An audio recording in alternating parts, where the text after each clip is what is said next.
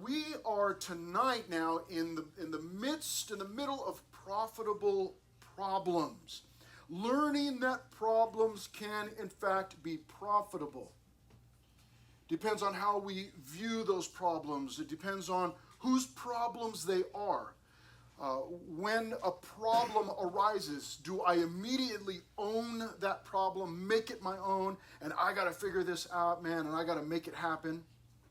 Or is my attitude, man, I'm a child of God, and this problem, well, God's really got a problem on his hands here. It's not my problem, it's his problem.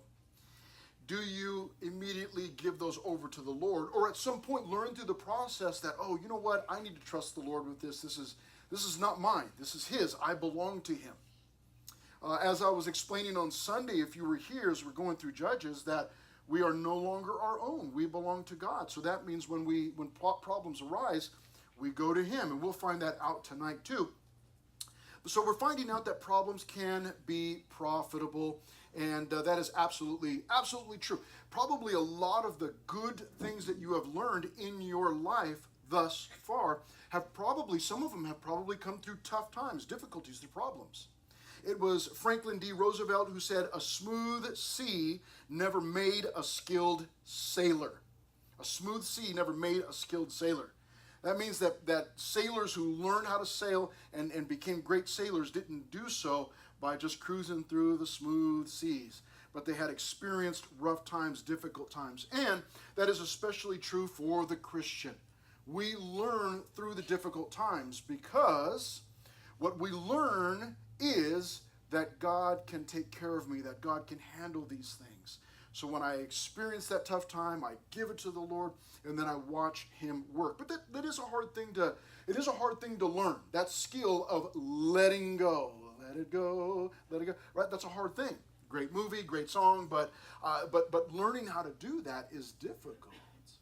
Because that means that I've got to trust this invisible God with my very visible problems. And sometimes it's difficult because I think I could handle this. I'd probably be stressed out. I'd probably lose some sleep. I might lose some friends. I might have people angry at me or whatever. I might lose some weight over this thing as I stress out. But I think I could do it. Thanks anyways, God. But learning that process of letting those things go. Well, Paul was experiencing problems at this point in his life. He was actually imprisoned. He was on house arrest. And so he's writing this letter from prison. And so he's telling the Philippians that, hey, these problems have actually turned out for good. So we're right in the middle of learning that. And here's where we left off last week. We saw that profitable problems, or problems can be profitable for two different reasons. Now, the first reason is because it furthered the gospel. How did it further the gospel? Well, Paul went on to say that, hey, I'm in chains and everybody knows why. Everybody knows that it's because of Jesus. What he meant by that is I've been preaching to everybody. Whenever they ask me, hey, what are you doing, here? Why are you in trouble? Why are you in chains? The Roman guards that he was chained to as part of his imprisonment, what he's saying there is it's become evident to, so everybody's heard about Jesus. Evident to everyone. And then it also encouraged evangelism. He explained that because he was locked up in chains, that there were other Christians who were encouraged to preach. It's a strange thing how that happens. We see someone in trouble for doing good, and then we get pumped up. We get stirred up, and we're like, you know what? I should be doing the same thing. And then we start to venture out and kind of follow in their footsteps. Well, here's the next thing. The second thing, really, that Paul's problems were profitable because it fostered faith in verses 19 to 30. It fostered faith. What does that mean, fostered faith? Sometimes you think, well, foster parent or, foster son or daughter. Well, that's not what we're talking about here. We're talking about it caused their faith to grow. It encouraged their faith. Let's find out how that happened. Beginning at verse 19, Paul says, "For I know that this will turn out for my deliverance." What is this? His imprisonment. "For I know that this will turn out for my deliverance." So Paul was sure that he would be delivered from this circumstance.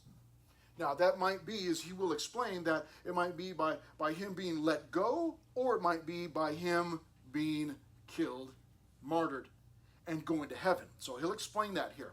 But notice two things. Verse 19, for I know that this will turn out for my deliverance. How? Through your prayer and the supply of the Spirit of Jesus Christ. So there is the fellowship. You go, fellowship. What is fellowship? Well, fellowship is really what's going on here tonight. As you and I gather and we have conversations about the Lord, we're learning the Bible, we're worshiping together. This is fellowship. And what Paul is saying here in verse 19 is that this problem is actually fostering faith. It's causing their faith to grow. How? Because Paul is in prison, he says, I know I'll be delivered, but how does he know? Well, because the Philippians were praying for him. So there's some fellowship there. There's some partnership. So it encouraged them to pray. And you know what? Problems can really beef up our prayer life, can't they? We start having problems. Have you noticed? Once we start having problems, we really start to really just get into prayer. And we're really like, okay, Lord, I really need you here, especially if it's a problem that I cannot handle on my own, and I know that. You know, if there's something big, somebody, family member sick, with a serious sickness or whatever, and I go, hey, there's nothing I can do. I really need to start praying. And so it encourages our faith as we begin to pray. But then he mentions a second part. He says, I know that it will turn out for my deliverance because you're praying for me, but also the supply of the Spirit of Jesus Christ. So it's a partnership between the Philippians praying and the power of the Spirit, or the Holy Spirit of Jesus Christ. The Spirit of God, the Holy Spirit of God. All those terms are interchangeable. So it's creating this opportunity for fellowship, for partnership. As this group of Christians in Philippi are praying, then God is responding through that prayer and sending the supply of the Spirit of Jesus Christ. Now, this is a great opportunity, shameless plug for winter camp that's coming up in just a couple of weekends, and we will be looking at the topic of prayer.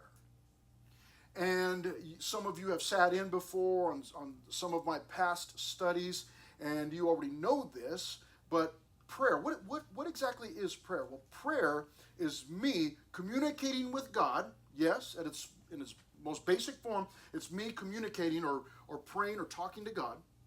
But what I'm doing in that prayer is I'm counting on His resources, not my own resources, His resources. A problem arises, I start to pray because I realize I do not have the resources to handle this. So I need your resources, God. So in my prayer, as I'm calling on Him, I'm getting His resources.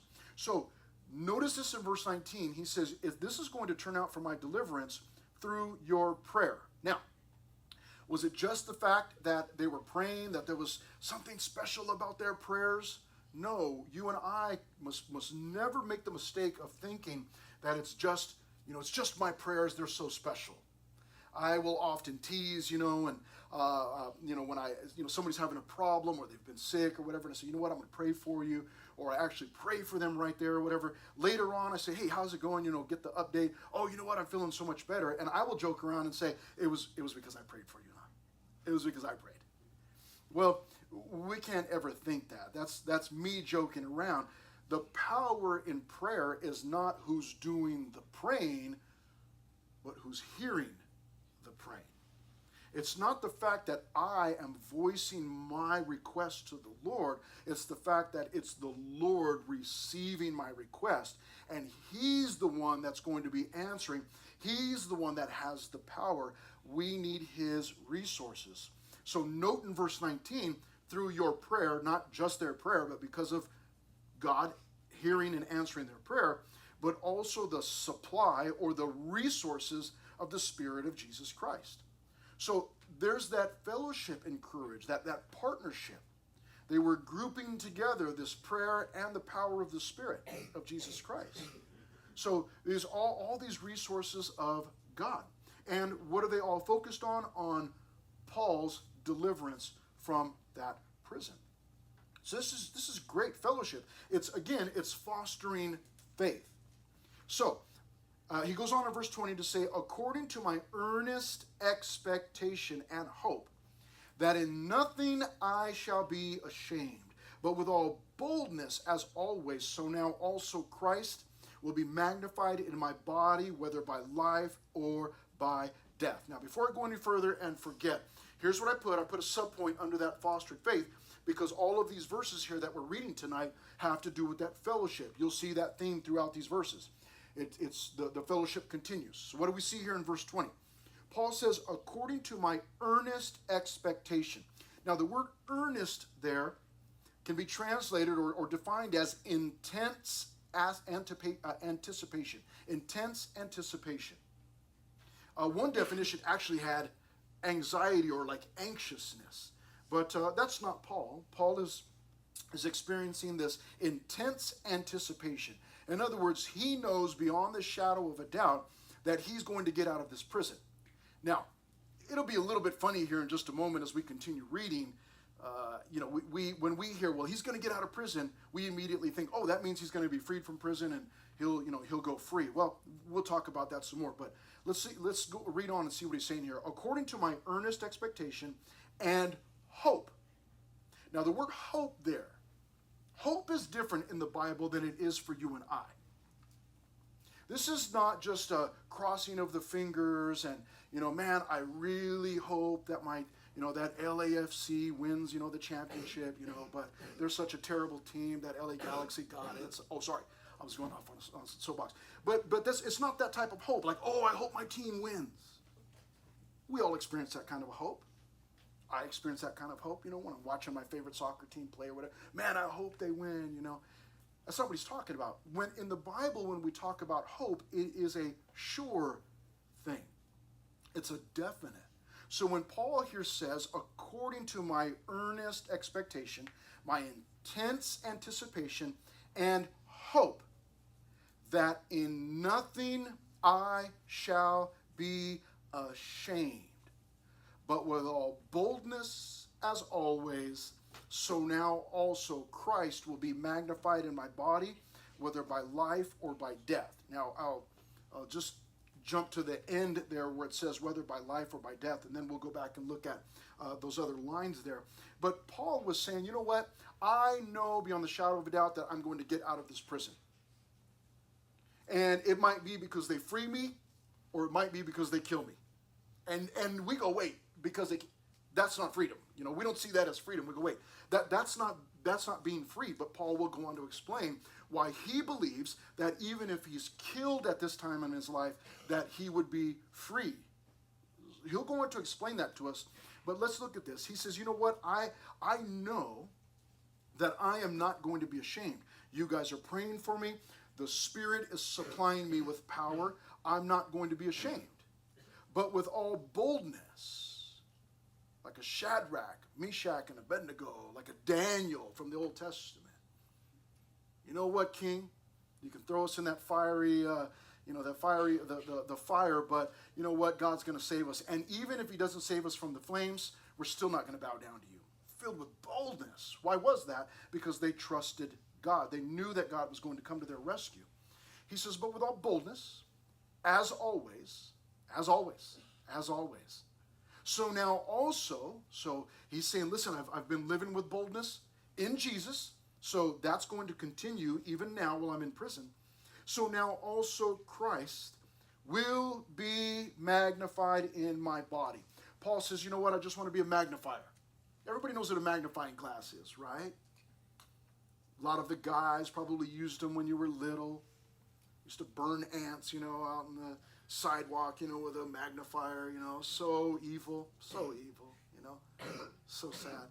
To use a magnifier glass to do what? To make things appear bigger. Well, Paul says, listen, he says that's what I'm being used for while I'm in prison. While I'm going through this problem, it has become profitable. Not only because it's linking everybody up, through the fellowship here, the prayers, the Spirit of Jesus Christ, but also because my body is going to magnify the Lord. You say, what? What do you mean? Well, Paul says, listen, my body is chained. I'm in prison. I'm chained to these Roman guards. It's my body that's suffering. But because of that suffering, I'm going to make God known. And he's already doing that. Who knows how many Roman guards heard the gospel? Who knows how many Roman guards got saved who never would have heard the gospel, maybe never have had the opportunity to get saved, but now that they're chained to this little short, bow-legged, bald-headed man, and he's preaching the gospel to them boldly, they have an opportunity to hear the gospel. And no doubt some of them must have gotten saved. So through his body, he's magnifying, making Jesus known. And that is going to happen either by life, so if he continues living and he's freed from that prison, or even if he dies. If he's a martyr and he suffers death for the cause of Christ, he says even then, Jesus is going to be magnified. Now that ought to be a goal for you and I, that no matter what we do, whether we're living or whether we die, that we would magnify or make Jesus known. That's what we want to do here. That's what we want to do here as a high school ministry, as a high school group. We're not like Instagram, just out for the likes or the followers. It's not what we're doing here. Not trying to be famous. Not trying to let's get that fusion name out there, everybody, and just really, let's just fill the place with all sorts of people so that everybody will know who we are. Who cares? We just want to make Jesus known. Thus, the reason why we teach his word every Sunday, every Wednesday. That's why we do it, because we're pointing to Jesus. We're magnifying him. We want to continue to do that. Now, he goes on to say here in verse 21, one of the best verses in the entire Bible. And this is probably one that you've seen on some Letterman's jackets, or you've seen it around somebody on their profile or whatever. Verse 21, for to me, Paul says here, to live is Christ, and to die is gain. Now, Paul he's starting to talk about death now.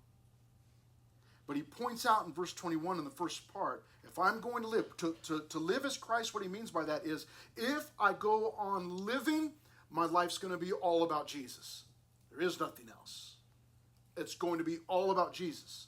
And then he goes on to say at the second part of verse 21, and if I die, well, then all that means is I'm gaining. Now that's a strange concept for a world and a society that is obsessed with living forever. We're obsessed with living forever. And so we have people that, take pills and get surgeries and shots in their face and whatever else they need to get rid of the wrinkles, to make themselves look younger, feel younger. Because we have people, a society that's terrified of death. And I get it. I'm not mad at them. I understand. I know that when I die, I'm going to heaven. But there was a time in my life when I was not saved, and I can remember at times laying in my bed at night, trying to go to sleep, but thinking about death, and I was not saved, and I didn't know where I was going. So I understand being terrified to die. I get it. I'm not mad at them. I would be trying to stay alive as long as I could too. Try to look as young as I can, or be as young as I can, feel as young as I could feel, whatever. I would be trying to prolong my life also. But Paul, because he's a Christian, he knows where he's going, and he understands that heaven is far, infinitely better than where he's currently at. He says, listen, if I go on living, my life's going to be all about Christ. But even if I die, it's just a gain for me, is what he's saying, because he's going to go to heaven. He goes on to verse 22 to say, but if I live on in the flesh, that just means if I go on living in this body, this will mean fruit from my labor. He's talking about spiritual fruit. He's talking about spiritual fruit. If I go on living, I'm just going to keep, there's going to be fruit from my life, spiritual fruit, because I'm just going to keep working for Christ. I'm going to keep serving Christ. And then he says in the second part of verse 22, yet what I shall choose, I cannot tell. He begins to explain that he has a hard time when it comes to life and death. He goes, you know what? If I live, man, it's all for Christ. And I keep receiving spiritual fruit. But if I die, I get to go to heaven. And so he says there in verse 22, yet what I shall choose, I cannot tell. He goes, you know what? It's a hard choice. A hard choice. Verse 23, for I am hard pressed between the two. He says, I'm between a rock and a hard place. We know that phrase. Having a desire to depart and be with Christ, which is far better. Paul there, in the simplest terms possible, says in verse 23, it would be, he says, I would be way better off if I just died. Now we go, what? That's crazy. How could he say that? Because he understood that if he died, he would go to be with the Lord. He'd go to be in heaven. There's no doubt in his mind. He understands what the Bible teaches. He understands that there's a heaven and a hell. He knows that he's going to heaven. And he knows that heaven is far better than where he's at. It's not really even a trade-off. So Paul plainly says there, man, it'd be far better for me to just die and go be with Jesus. What a foreign thought for us.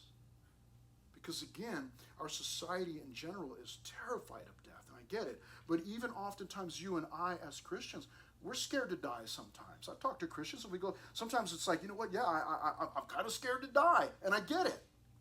And the reason that you and I are scared to die sometimes, even as Christians, is because we've never been to heaven. We read about it, but we don't have all of the details. Now, if you said, hey, you're going to leave California forever, Chris, and I go, oh, man, I don't really want to do that. Yeah, well, sorry, but you've got to go to New Mexico. Live there for eternity. I've been to New Mexico. Now, I like California better, but it wouldn't be that big of a deal. Oh, man, it's kind of a bummer. I don't really want to leave California, but, I've been to New Mexico, and, I guess, okay, all right. I'm, slightly familiar with it. I know where some good restaurants are, okay. Or, you know what, Chris, you've got to leave California forever, and, man, where am I going? You know what, you're going to North Carolina, Rocky Mount. Edenton, right there on the coast, man. I've been to Edenton. Edenton. Like the Garden of Eden, it was so godly there. And I was like, oh man, I could live here. I could live here. Right there on the ocean, there's a lighthouse. If you said, you know what, you're gonna leave California forever, that's a bummer, but we're gonna send you to Edenton. Well, okay, I've been there before. Okay, all right, let's go. Or to some other place that I've been to, and I'm familiar with it, I know about it, but for us, we haven't been to heaven. We've got a description in the Bible. We don't know all that's going to be there, but it looks glorious, sounds glorious, but we've never been there. So there's a little bit of fear there where we go, man, I'm kind of scared. I've never died before, I've never done that. But when we've done something, we go, oh, it's not that big a deal. If you're scared to get on a roller coaster, but then eventually you get on it, next time, it's a little bit easier. And you're able to get on there. It's not that big of a deal, but we've never died before. So there's some fear there. But we're not afraid the way that the rest of the world is afraid. We know we can't stop it from coming. It's coming. And I know I'm going to be with the Lord. Well, that's what Paul is explaining here. He says, man, it'd be far better to just be with Jesus in verse 23. And in verse 24, he goes on to say, nevertheless, to remain in the flesh, that means to remain in my body, is more needful for you. This is incredible. Paul is in prison, and yet he turns his attention to the Philippians and says, hey, it's probably better for you guys if I live on. Now, again, it fostered faith. It fostered their faith was growing. The fellowship is taking place because here's a Christian saying, you know what? It would be better for me to just go and be with the Lord, but it'd be better for you if I stayed. And he's going to go on to explain that he's willing to stay. Nevertheless, in verse 24, to remain in the flesh is more needful for you.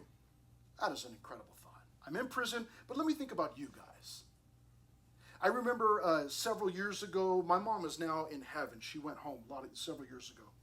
But I can remember the day that she came home from the doctor. My wife had taken her to the doctor, and she was diagnosed with Lou Gehrig's disease, and she came home, and I remember her sitting on the couch, and she began to weep. And we all began to comfort her. Hey, Mom, it's going to be okay. And she said, I'm crying because I'm sorry that you guys are going to have to take care of me. She wasn't crying for herself. She was born again. She knew she was going home. She was weeping because she knew that it was going to mean work for the family, taking care of her. Terrible disease. But that mindset, like, I'm facing death here, but how are you doing? And she was at home in the bed. She was just, she was bedridden is what she was. And people from the church would come and visit her. Our pastor, John, this is years ago, but he knew her. He came over to visit her. He left crying because people would come in and, hey, you know what, I'm so sorry. And she would say, hey, it's okay. How can I pray for you? And she would be a blessing to them. It's that Christian mindset. That's the Christian attitude. And that's what Paul is expressing here. It's better for me if I just go and be with the Lord, but it's better for you if I stay. And so that's what he's talking about here in verse 24. It's more needful for you. And being, in verse 25, and being confident of this, I know that I shall remain and continue with you all for your progress and joy of faith. There it is again. This problem fostered faith. It grew their faith, encouraged their faith. How? Through fellowship. You hear what Paul is saying there in verse 25? He says, I'm confident.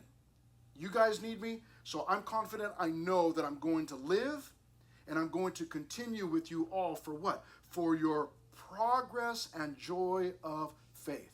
I know that God's going to save me. I know that I'm going to get out of this. And I know that because I know that you guys, the Philippians, you need me to encourage your faith.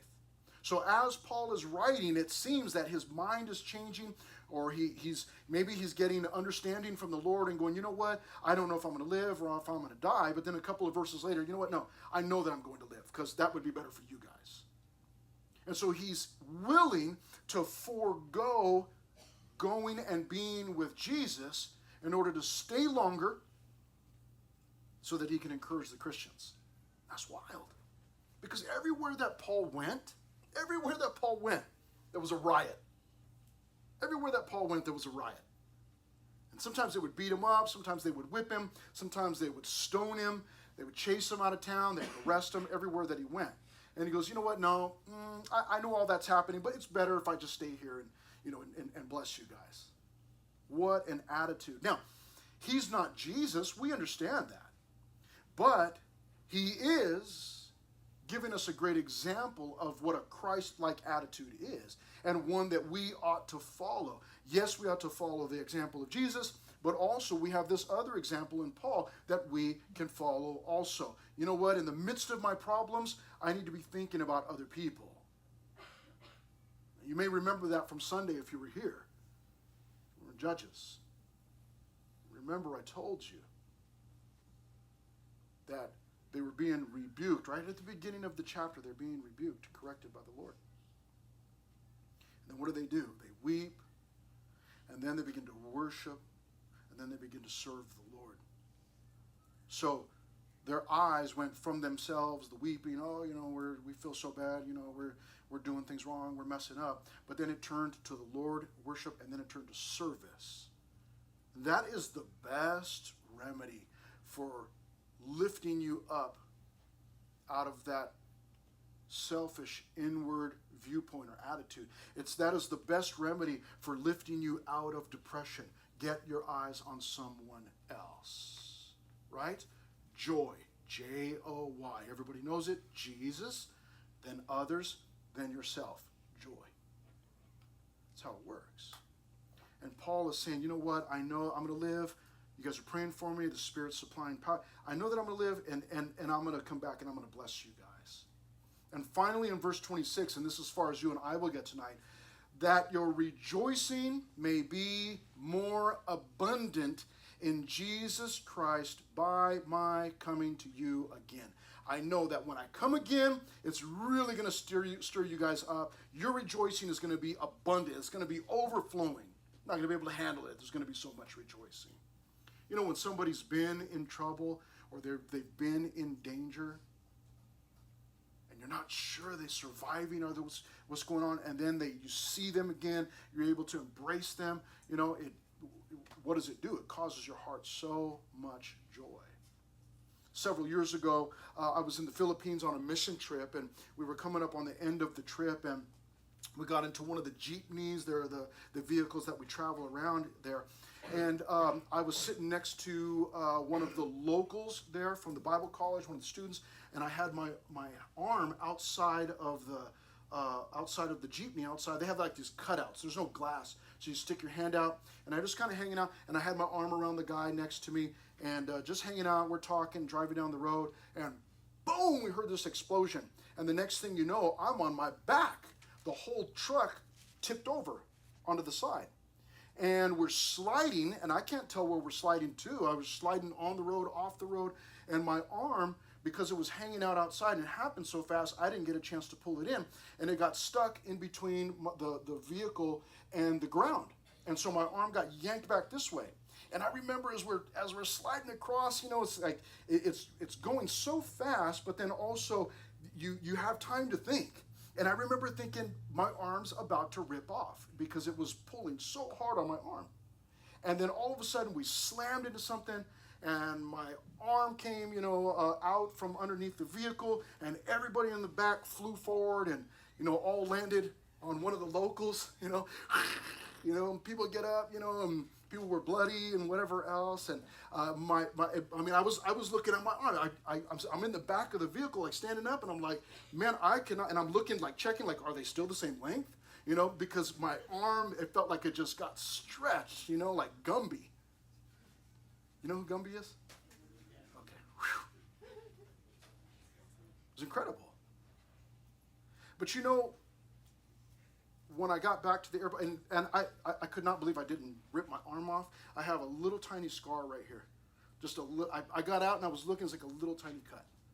It was incredible. And when I got back, I can remember being so happy to see my family. And then I was extremely happy because my son was at the airport. He was supposed to be with me on that trip, and then something happened with school and he couldn't go. And I was so excited. I actually told him at the airport, I'm weeping. I told him, son, I'm so glad you didn't go. Imagine that. I'm so glad you didn't go on the trip with me. But because of that, I said, man, I'm so glad you weren't with me. Because who knows what would have happened. Nobody died. People got cut up. They were banged up. It was pretty bad. But that moment of just, okay, I'm back on, back with the family. I'm back, on familiar soil. And Paul is saying here that when we see each other again, your rejoicing is going to be abundant. Now, how can someone have that kind of an attitude? Like, you know what, I'm in trouble, and I'm in prison. I'm in the midst of this problem. But you know what, it would be good for you. And you start thinking about other people. How does that happen? Well, it happens by God working in you. And you and I, the more that we submit to the Lord, the more he prioritizes, our lives. He orders our lives, and he shows us what's most important and what's the best. When James Calvert, a Methodist missionary, went out as a missionary to the cannibals of the Fiji Islands, the ship captain who was transporting him and his friends tried to turn him back, saying to James Calvert, you will lose your life and the lives of those with you if you go among such savages. To which James Calvert replied, we died before we came here. That's the attitude of a Christian. Whatever the Lord wants to do, whether I live or whether I die, doesn't matter, because I died before I came. If you gave your life to Christ at some point in the past, that's what you were doing. Your life is dead. You gave it away already. So, if my life is lost, what does it matter? It's not even my life anyways. It's God's. Paul had that attitude. And because he had that attitude, what did it do? It stirred up their faith. through that fellowship, through that camaraderie, that partnership. We want to have that same kind of an attitude. Father, thank you so much for